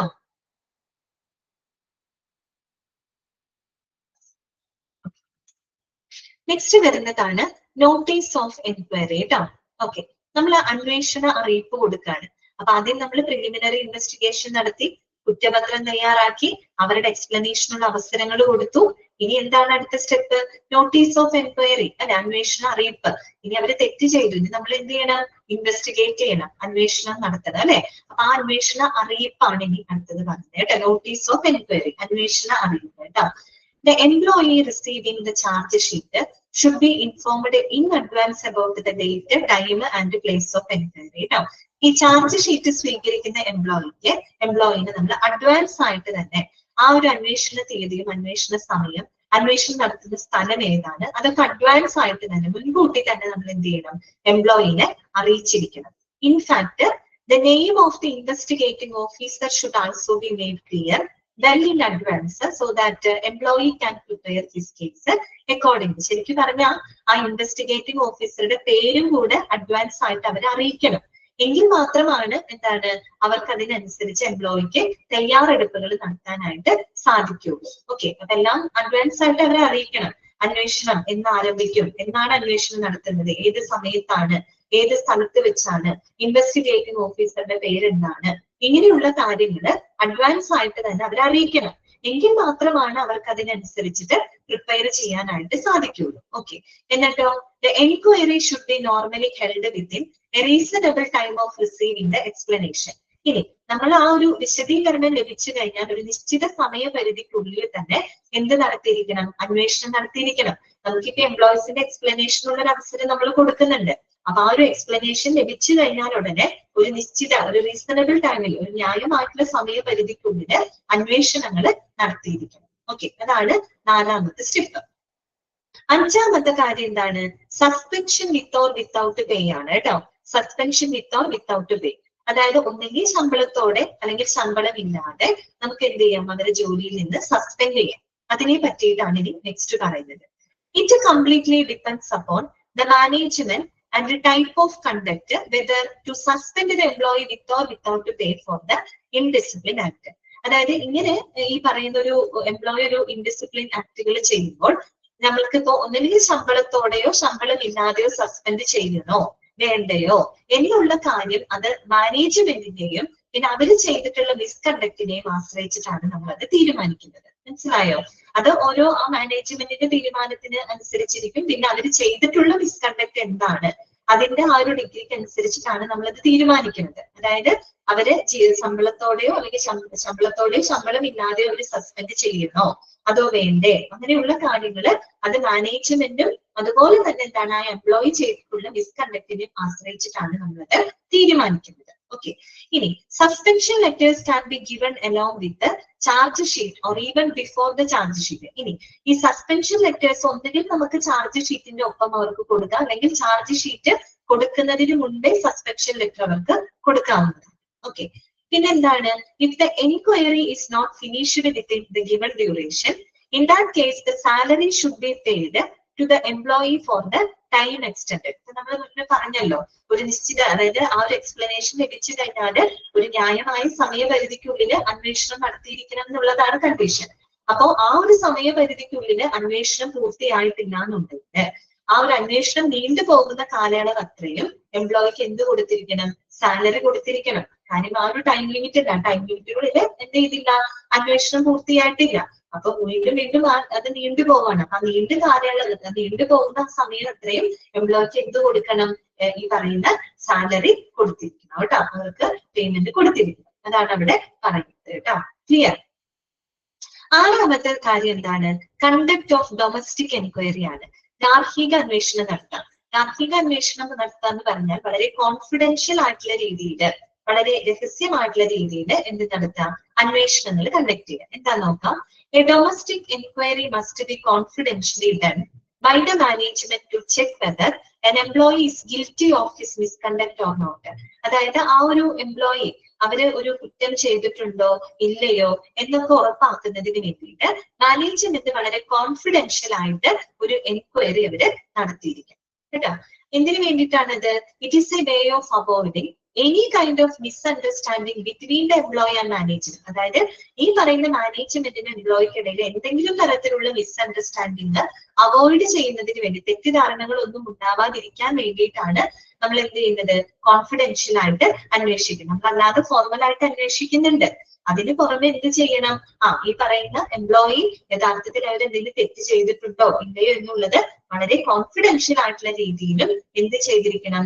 എൻക്വയറി ഇൻവെസ്റ്റിഗേറ്റ് ചെയ്തിരിക്കണം. ഓക്കെ, അതെന്ന് വെച്ച് കഴിഞ്ഞാൽ എംപ്ലോയിക്കും മാനേജ്മെന്റിന്റെ ഇടയിൽ എന്തെങ്കിലും ഒരു തെറ്റിദ്ധാരണ ഉണ്ടെങ്കിൽ അത് ഒഴിവാക്കാൻ വേണ്ടിയിട്ടാണ്, അവർക്ക് ഫേവറബിൾ ആയിട്ടാണ് അത് ചെയ്യുന്നത്. ഓക്കെ, അപ്പോ it gives a chance to the employee to admit his mistake or to explain the reason for committing the wrongdoings. അത് മാത്രമല്ല, നമ്മൾ അങ്ങനെ ചെയ്യുന്നതിൽ മറ്റൊരു പർപ്പസും കൂടിയുണ്ട്. അതായത് എംപ്ലോയിക്ക് അവരുടെ മിസ്റ്റേക്ക് അഡ്മിറ്റ് ചെയ്യാനും എന്തുകൊണ്ടാണ് അവർ ആ തെറ്റായ പ്രവൃത്തികൾ ചെയ്തത് എന്നതിന്റെ കാരണങ്ങൾ അവർക്ക് എക്സ്പ്ലെയിൻ ചെയ്യാനുള്ള ഒരു അവസരമാണ് നമ്മൾ അതിലൂടെ കൊടുക്കുന്നത്. ക്ലിയർ ആയോ? അതായത് ചിലപ്പോൾ അവർക്ക് പുറത്ത് പറയാൻ ബുദ്ധിമുട്ടുണ്ടായിരിക്കാം, പക്ഷെ എങ്കിൽ കൂടിയും എന്തുകൊണ്ട് ആ ഒരു മിസ്റ്റേക്ക് ചെയ്തിട്ടുള്ളത് അത് അഡ്മിറ്റ് ചെയ്യാനും എന്തുകൊണ്ടാണ് ആ മിസ്റ്റേക്ക് ചെയ്തത്, എന്ത് റീസൺ കൊണ്ടാണ് എന്നത് അവർക്ക് എക്സ്പ്ലെയിൻ ചെയ്യാനും നമ്മളൊരു ചാൻസ് കൊടുക്കണം അവർക്ക്. കാര്യമുണ്ട്. കാര്യം എന്താണ്? Punishing any person without listening to him is not the correct way of judgement. അല്ലെ, നമ്മള് ഈ പറയുന്ന ഒരു വ്യക്തിയുടെ ആ ഒരു വ്യക്തിനെ കേൾക്കാതെ അവരുടെ എക്സ്പ്ലനേഷൻ ശ്രദ്ധിക്കാതെ അവർക്കെതിരെ ഒരു ജഡ്ജ്മെന്റ് നടത്തുക എന്ന് പറയുന്നത് അത് വളരെ തെറ്റായിട്ടുള്ള ഒരു കാര്യമാണ്. ശരിയായൊരു നടപടിയല്ല. അതാണ് അവിടെ പറയുന്നത്. നമ്മൾ ഒരു വ്യക്തിനെ അവരുടെ കാര്യം കേൾക്കാതെ നമ്മൾ അവർക്കെതിരെ ഒരു ജഡ്ജ്മെന്റ് നടത്തുക എന്ന് പറയുന്നത് അതൊരിക്കലും പ്രോപ്പർ ആയിട്ടുള്ള രീതിയല്ല. Thus, the management should give at least one chance to the violator to explain his viewpoint. അതുകൊണ്ട് തന്നെ ആ വയലേറ്റർക്ക് അവരുടെ ആ ഒരു വ്യൂ പോയിന്റ് എന്താണ് എക്സ്പ്ലെയിൻ ചെയ്യാൻ അറ്റ്ലീസ്റ്റ് ഒരു ചാൻസ് എങ്കിലും മാനേജ്മെന്റ് അവർക്ക് കൊടുത്തിരിക്കണം. ആ ഒരു ചാൻസ് കൊടുക്കുന്നതിന്റെ ഭാഗമായിട്ടാണ് അവർ ആ ഒരു കോൺഫിഡൻഷ്യൽ ആയിട്ട് അന്വേഷണം നടത്തുന്നത്. ഓക്കെ, അങ്ങനെ അന്വേഷണം നടത്തുന്നതിലൂടെ ആ ഒരു എംപ്ലോയിക്ക് അവരുടെ തെറ്റുകൾ അഡ്മിറ്റ് ചെയ്യാനും അതിന്റെ കാരണം എന്താണെന്ന് എക്സ്പ്ലെയിൻ ചെയ്യാനും നമ്മൾ ഒരു അവസരം കൊടുക്കുകയാണ്. ഒരിക്കലും അവരെ കേൾക്കാതെ അല്ലെങ്കിൽ അവരുടെ വശം നമ്മൾ കേൾക്കാതെ അവർക്കെതിരെ ഒരു വിധി നിർണ്ണയം നടത്താന്ന് പറയുന്നത് വളരെ ഒരു പ്രോപ്പർ ആയിട്ടുള്ള ഒരു രീതിയല്ല. അതുകൊണ്ട് തന്നെ എന്താണ് അവരുടെ വ്യൂ പോയിന്റ് എക്സ്പ്ലെയിൻ ചെയ്യാനായിട്ട് അറ്റ്ലീസ്റ്റ് ഒരു ചാൻസ് എങ്കിലും നമുക്ക് നിർബന്ധമായിട്ട് മാനേജ്മെന്റ് കൊടുത്തിരിക്കണം. ഓക്കെ, അതാണ് ആ ഒരു സ്റ്റെപ്പിനകത്ത് പറയുന്നത് കേട്ടോ. Conduct of domestic enquiry. Clear? ഏഴാമത്തെ സ്റ്റെപ്പ് എന്താണ്? Recording of findings by the enquiry officer. Enquiry officer എന്ത് ചെയ്യണം? അവരുടെ ഫൈൻഡിങ്സുകൾ കൃത്യമായിട്ട് റെക്കോർഡ് ചെയ്യണം, അല്ലെ, രേഖപ്പെടുത്തണം. ഇനി അതാണ് അടുത്ത സ്റ്റെപ്പിൽ വരുന്നത്. Before taking any disciplinary action, enquiry officer submits his findings to the management and then only the management takes the step against any discipline. അതായത് നമ്മൾ എപ്പോഴും ഒരു ഡിസിപ്ലിനറി ആക്ഷൻ എടുക്കുന്നതിന് മുൻപായിട്ട് എൻക്വയറി ഓഫീസർ അഥവാ ഇൻവെസ്റ്റിഗേറ്റിംഗ് ഓഫീസർ എന്ത് ചെയ്യണം? മാനേജ്മെന്റിന്റെ മുന്നിൽ അവരുടെ ഫൈൻഡിങ്സ്, അവരുടെ കണ്ടെത്തലുകൾ സബ്മിറ്റ് ചെയ്യണം, അല്ലെ. അതിനുശേഷം മാത്രമേ മാനേജ്മെന്റിന് എന്ത് ചെയ്യാൻ പറ്റുള്ളൂ? ഡിസിപ്ലിനറി അല്ലെങ്കിൽ ഈ പറയുന്ന അച്ചടക്ക നടപടികൾ എടുക്കാനായിട്ട് സാധിക്കുള്ളൂ, അല്ലെ. അതിന് മുമ്പ് എന്ത് ചെയ്യണം? ഇൻവെസ്റ്റിഗേറ്റിംഗ് ഓഫീസർ അവരുടെ ഫൈൻഡിങ്സ് മാനേജ്മെന്റിന്റെ മുമ്പിൽ സബ്മിറ്റ് ചെയ്യണം. ഇനി എന്തിന്റെ ബേസിലാണ് ഈ ഫൈൻഡിങ്സ് അവിടെ രേഖപ്പെടുത്തുന്നത്? ഇൻവെസ്റ്റിഗേറ്റിംഗ് ഓഫീസർ അവരുടെ പേഴ്സണൽ രീതിയിലാണോ അവർ ഫൈൻഡിങ്സ് അവിടെ റെക്കോർഡ് ചെയ്യണേ? അല്ല, പല കാര്യങ്ങളും പല ഫാക്ടേഴ്സിനെ ബേസ് ചെയ്തിട്ടാണ് അവരവരുടെ ഫൈൻഡിങ്സ് റെക്കോർഡ് ചെയ്യുന്നത്. എന്തൊക്കെയാണെന്ന് നോക്കാം. These findings are based on എന്തൊക്കെയാണെന്ന് നോക്കിയേ. Opinion given by other coworkers, അല്ലെ. അതായത് ഈ ഇൻഡിസിപ്ലിൻ ചെയ്തിട്ടുള്ള വ്യക്തിയുടെ കോവർക്കേഴ്സ്, കൊളീഗ്സ്, അവരുടെ ഒപ്പീനിയൻസ്, അല്ലെ, അവരുടെ ആ ഒരു വ്യൂ പോയിന്റിനെ ബേസ് ചെയ്തും, അതുപോലെ evidence collected from different sources, വിവിധ സോഴ്സുകളിൽ നിന്ന് അവർ കളക്ട് ചെയ്തിട്ടുള്ള തെളിവുകളുടെ അടിസ്ഥാനത്തിലും, അതുപോലെ ചാർജ് മെയ്ഡ്, എന്തൊക്കെ കുറ്റങ്ങളാണ് അവർ ചെയ്തിട്ടുള്ളത് അതിനെ ബേസ് ചെയ്തിട്ടും, പിന്നെ the explanation given by the culprit അല്ലെ, ആ ഒരു വയലേറ്റർ അവര് അതിന് കൊടുത്തിട്ടുള്ള എക്സ്പ്ലനേഷൻ, അവരുടെ വിശദീകരണം അതിനെ ബേസ് ചെയ്തിട്ടും, and finally his own opinion and capability to decide the true and false fact അല്ലെ. അതിന് പുറമെ എന്താണ്, എൻക്വയറി അതായത് ഇൻവെസ്റ്റിഗേറ്റിംഗ് ഓഫീസറുടെ സ്വന്തം അഭിപ്രായത്തിലും അതുപോലെ തെറ്റ് ഏതാണ് ശരി ഏതാണ് എന്ന വസ്തുതകളെ തിരിച്ചറിയാനുള്ള അവരുടെ ആ ഒരു കേപ്പബിലിറ്റി, അതിനെയൊക്കെ ബേസ് ചെയ്തിട്ടാണ് നമ്മൾ ആ ഒരു ഫൈൻഡിങ്സ് അവർ റെക്കോർഡ് ചെയ്യണം. വെറുതെ ഒരു ഫൈൻഡിങ്സ് അവർ റെക്കോർഡ് ചെയ്ത് വെക്കുകയല്ല, അവിടെ ഒരുപാട് കാര്യങ്ങൾ ഒരുപാട് ഫാക്ടേഴ്സ് അവർ കൺസിഡർ ചെയ്യുന്നുണ്ട്. അതായത് ആ കോവർക്കേഴ്സിന്റെ അവരുടെ വ്യൂ പോയിന്റ് അവരോട് ചോദിച്ചും അവരുടെ അഭിപ്രായങ്ങൾ അറിഞ്ഞ്, അതുപോലെ തന്നെ എന്താണ് ഈ പറയുന്ന പല പല സോഴ്സുകളിൽ നിന്നും ഇൻവെസ്റ്റിഗേറ്റീവ് ഓഫീസർ കളക്ട് ചെയ്തിട്ടുള്ള എവിഡൻസുകൾ, തെളിവുകളുടെ അടിസ്ഥാനത്തിൽ ഇവർ ചെയ്തിട്ടുള്ള കുറ്റങ്ങള്, ആ കുറ്റങ്ങൾക്ക് അവർ എന്ത് എക്സ്പ്ലനേഷൻ ആണ് കൊടുത്തിട്ടുള്ളത്, പിന്നെ ഒപ്പം ഇൻവെസ്റ്റിഗേറ്റിംഗ് ഓഫീസറുടെ സ്വന്തം അഭിപ്രായം, അതുപോലെ അവരുടെ തെറ്റും ശരിയും വസ്തുതകളെ പറ്റിയുള്ള അവരുടെ ആ ഒരു ധാരണ, അതിനെയൊക്കെ ബേസ് ചെയ്തിട്ടാണ് നമ്മൾ ആ ഒരു ഫൈൻഡിങ്സ് രേഖപ്പെടുത്തുന്നത്. However, enquiry officer should clearly mention the proved and unproved charges. എന്തായാലും എൻക്വയറി ഓഫീസർ തെളിയിക്കപ്പെട്ടതും തെളിയിക്കപ്പെടാത്തതുമായിട്ടുള്ള എല്ലാ വസ്തുതകളും ക്ലിയർ ആയിട്ട് തന്നെ അതിനെ പരാമർശിച്ചിരിക്കും കേട്ടോ. അതൊരു ഇമ്പോർട്ടന്റ് കാര്യമാണ്. തെളിയിക്കപ്പെട്ടിട്ടുള്ള കാര്യങ്ങൾ ഏതൊക്കെയാണ്, തെളിയിക്കപ്പെടാത്ത കാര്യങ്ങൾ എന്തൊക്കെയാണ്, അത് കൃത്യമായിട്ട് അവരെന്ത് ചെയ്തിരിക്കണം, അതില് മെൻഷൻ ചെയ്തിരിക്കണം. ഓക്കെ, അതാണ് അവിടെ പറയുന്നത്. നെക്സ്റ്റ് വരുന്നത് എന്താണ്, അവാർഡിംഗ് ഓഫ് പനിഷ്മെന്റ് അല്ലെ. ആ ശിക്ഷ അവിടെ നിർണ്ണയിക്കുകയാണ് അല്ലെ, അതായത് ശിക്ഷ തീരുമാനിക്കുകയാണ് അല്ലെ. ഓക്കെ, ശിക്ഷ വിധിക്കലാണ് അടുത്ത സ്റ്റെപ്പ്, അവാർഡിംഗ് ഓഫ് പനിഷ്മെന്റ്. അതിലെന്താണ്, after viewing the previous history of the employee and the result of the investigations and enquiries against that employee, management decides the degree of punishment for that employee അല്ലെ. ഒന്ന്, ആ ഒരു എംപ്ലോയിയുടെ history നമ്മൾ നോക്കൂ അല്ലെ. അവിടെ ഇത്രയും നാള് വർക്ക് ചെയ്തിരുന്ന ഒരു എംപ്ലോയി ആണ്, അപ്പൊ ആ ഒരു എംപ്ലോയിയുടെ പ്രീവിയസ് ഹിസ്റ്ററി എന്താണ്, അതുപോലെ തന്നെ ആ ഒരു ഇൻവെസ്റ്റിഗേഷൻസിൽ നിന്ന് ലഭിച്ചിട്ടുള്ള റിസൾട്ടുകള്, പിന്നെ ആ എംപ്ലോയിക്ക് എതിരായിട്ട് നടത്തിയിട്ടുള്ള അന്വേഷണങ്ങള്, ഈ പറയുന്ന കാര്യങ്ങളെയൊക്കെ ബേസ് ചെയ്തുകൊണ്ട് മാനേജ്മെന്റ് ആ ഒരു എംപ്ലോയിക്കെതിരെ ആ ഒരു പനിഷ്മെന്റിന്റെ ആ ഒരു എത്രത്തോളം പനിഷ്മെന്റ് അല്ലെങ്കിൽ എത്ര വ്യാപ്തിയിൽ ആ പനിഷ്മെന്റ് കൊടുക്കണം എന്നുള്ളത് മാനേജ്മെന്റ് തീരുമാനിക്കുകയാണ്. Okay, this punishment is mainly based on the degree of misconduct done by the employee. നമ്മൾ ആ പനിഷ്മെന്റ് കൊടുക്കുന്നത് ആ എംപ്ലോയി ചെയ്തിട്ടുള്ള മിസ്കണ്ടക്റ്റിന്റെ വ്യാപ്തി അനുസരിച്ച്, അതിനനുസരിച്ചിട്ടാണ് ആ ഒരു പനിഷ്മെന്റ് അവിടെ നിശ്ചയിക്കുന്നത്. ഓക്കെ, അത്രയാണ് അവിടെ വരിയിരിക്കട്ടെ കേട്ടോ. ഇനി ഒരു സ്റ്റെപ്പും കൂടെ ഉള്ളൂ, അത് കമ്മ്യൂണിക്കേഷൻ ആണ് കേട്ടോ. കമ്മ്യൂണിക്കേഷൻ ഓഫ് പനിഷ്മെന്റ് ആണ്. ഇത് വേണമെങ്കിൽ നമുക്ക് നെക്സ്റ്റ് ക്ലാസ്സിൽ പറയാം കേട്ടോ. അപ്പൊ അതോടുകൂടി ആ ഒരു എന്താണ് ഡിസിപ്ലിനറി പ്രൊസീജിയർ അവിടെ അവസാനിക്കും. ഇത്രയും ഭാഗങ്ങൾ ക്ലിയർ ആണോ നിങ്ങൾക്ക്? അപ്പൊ ഞാനൊന്ന് അൺമ്യൂട്ട് ചെയ്യാണ് കേട്ടോ. ഇന്നത്തെ ക്ലാസ്സിൽ നിങ്ങൾക്ക് എന്തെങ്കിലും ഡൗട്ടുകൾ ഉണ്ടെങ്കിൽ ചോദിക്കാം. പിന്നെ നമ്മൾ പഠിച്ച കാര്യങ്ങൾ ഇത്രയേ ഉള്ളൂ. അതായത് റെഡ് ഹോട്ട് സ്റ്റൗ റൂള് പഠിച്ചു. അതിനകത്ത് 4 പ്രിൻസിപ്പിൾസ് ആണ്. നമ്മളൊരു ഹോട്ട് ആയിട്ടുള്ള ഒരു സ്റ്റൗവില് ടച്ച് ചെയ്യുന്നതിന് അച്ചടക്ക നടപടികളുമായിട്ട് കണക്ട് ചെയ്തിട്ടാണ് നമ്മൾ ആ ഒരു റൂള് പറയുന്നത് കേട്ടോ. 4 പ്രിൻസിപ്പിൾസ് ആണ് അതിനകത്ത് വരുന്നത്. പിന്നെ നമ്മൾ എന്താണ് ഡിസിപ്ലിനറി ആക്ഷൻ എന്ന് നമ്മൾ കണ്ടു. ജൂഷ്യസിന്റെ ഒരു ഡെഫിനേഷൻ നമ്മൾ കണ്ടു. പിന്നെ ഡിസിപ്ലിനറി പ്രൊസീജിയറുകളാണ് പ്രധാനമായിട്ടും 9 സ്റ്റെപ്പുകളാണ് അതിനകത്ത് വരുന്നത് കേട്ടോ. 8 സ്റ്റെപ്പുകൾ വരെ നമ്മൾ പറഞ്ഞു നിർത്തിയിട്ടുണ്ട്. അടുത്തത് നമുക്ക് നെക്സ്റ്റ് ക്ലാസ്സിൽ എടുക്കാം കേട്ടോ. ഓക്കെ, അപ്പൊ എന്തെങ്കിലും ഡൗട്ട് ഉണ്ടെങ്കിൽ ചോദിക്കാം. അതർവൈസ് നമുക്ക് ക്ലാസ് വൈൻഡപ്പ് ചെയ്യാം. ഓക്കെ ആണ് എല്ലാവർക്കും? ശരി കേട്ടോ, നെക്സ്റ്റ് ക്ലാസ്സിൽ കാണാം. Okay, thank you.